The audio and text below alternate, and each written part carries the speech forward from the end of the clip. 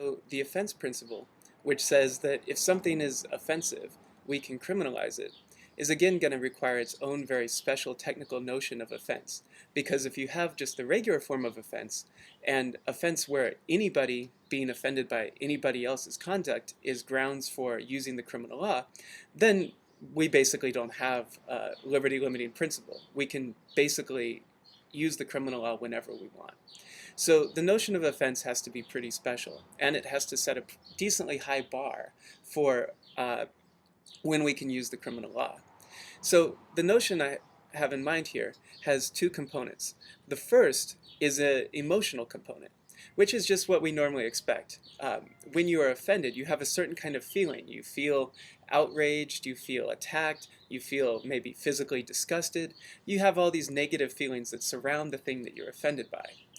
But the second part is important because there's a lot of things that you can have these feelings towards. I don't like centipedes. When I see a centipede, it makes me feel scared, it makes me feel grossed out, all of those things that oftentimes are part of being offended. But I'm not offended by centipedes. I can't be offended by centipedes because you can only be offended by something that you think is wrong. So offense has to have a second component, which is a judgment, a cognitive component, a belief that the thing you're offended by is actually wrong. So the offense principle then says that we can criminalize instances of offense where offense is understood to have both a cognitive and an emotional component. But that's not enough because there's plenty, everybody in a country and everybody in a society can be offended by lots and lots of different things. So again, if we just take, the genuine instances of offense for anybody, that's not going to be enough. We're not going to really be limiting anybody. We're not going to have any real limit on the criminal law.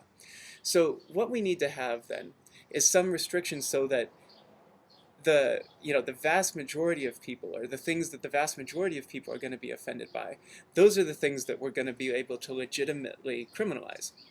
Now, the way you can do that is by appealing to the cognitive part of the offense principle.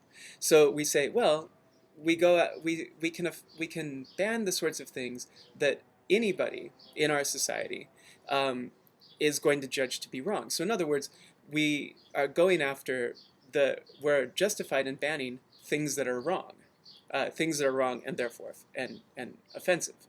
Now, you have to be very careful if you're going to be an offense principle, if you're going to hold the offense principle, because if you say that we're only justified in banning offensive things, and your definition of offense includes the idea that the thing that's offensive is wrong, then in a pluralistic society where a lot of different people, a lot of different cultures, a lot of different groups, different religions, different people have different ideas about what's right and wrong, you have to be very careful because if you just are imposing one group's, even if they're the largest group, their moral judgments into our definition of offense, then you're going to be treating some citizens and their ideals unequally. You're going to, in fact, be giving them more status than everyone else who doesn't have that same kind of status.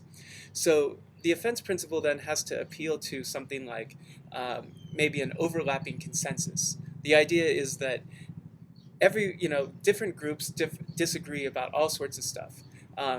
Some people believe that it's wrong to eat meat altogether. Other people believe that it's wrong to eat meat on certain days. Other people believe that it's wrong to eat certain kinds of meat. Other people are perfectly fine with steak, chicken, cow, cat, dog, whatever's living and they can eat.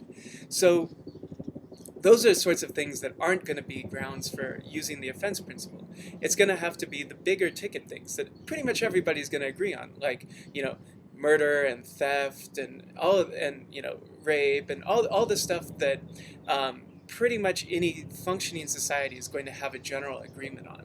So in other words, the offense principle says that we can criminalize things when they are offensive, and when the thing that they are being offended by is in fact wrong, based on a guideline that everybody in the society, or a moral norm that everybody in the society can accept.